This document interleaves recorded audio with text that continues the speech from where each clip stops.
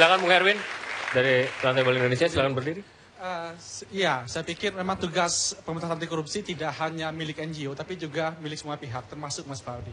Permasalahannya, ide yang ditawarkan Mas Fahri 1 tahun itu tidak jelas. Belum ada dalam sejarah dunia orang bisa menghapus korupsi dalam jangka 1 tahun itu. Anda bisa cek dalam semua literatur lah, kira-kira satu. Yang kedua, bagaimana kita bisa mempercayai legislator kita jika fakta-fakta di lapangan menunjukkan hal yang sebaliknya. Misalnya temuan PPTK.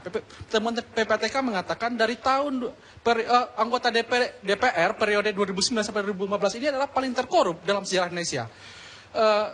Terindikasi 42,71% terindikasi korupsi dan tidak pidana pencucian uang. Separuhnya tuh? Itu temuan dari hasil riset dari PPATK.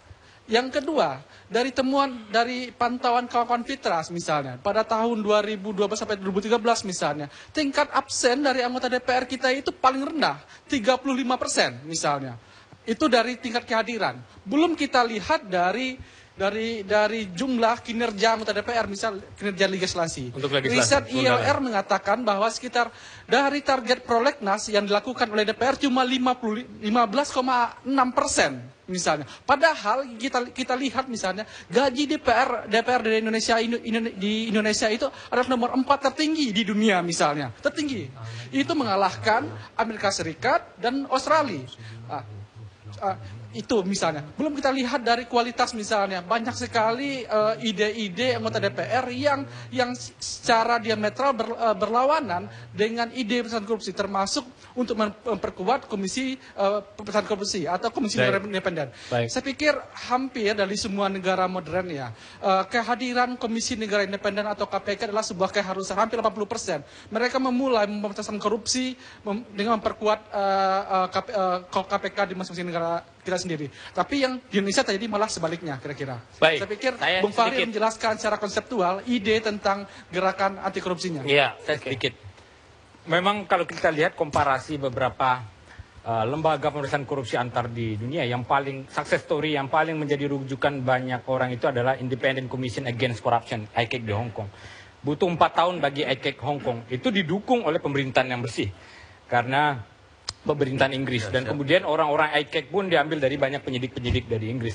Kondisi di Indonesia pun tentu lebih parah karena luas geografi, kemudian juga jumlah penduduk sangat mempengaruhi, kemudian juga struktur pemerintahan sangat mempengaruhi. Jadi kalau ada orang yang menyatakan 1 tahun pemberantasan korupsi, kami aminkan.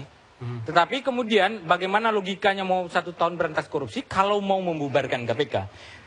Mas Alvito, sampai dengan sekarang ini sudah 10 lembaga pemberantasan korupsi yang ada di Indonesia. Kita punya tim gabungan pemberantasan korupsi, TGTPK. Kemudian kita juga mempunyai banyak lembaga-lembaga yang dibentuk soal pemberantasan korupsi. Yang paling performance paling bagus adalah Komisi Pemberantasan Korupsi.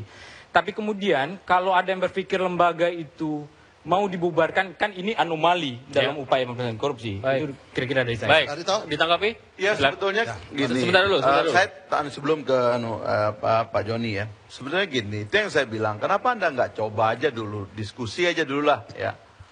Kenapa Anda menghukum pikiran saya? Saya tuh menulis buku 256 halaman.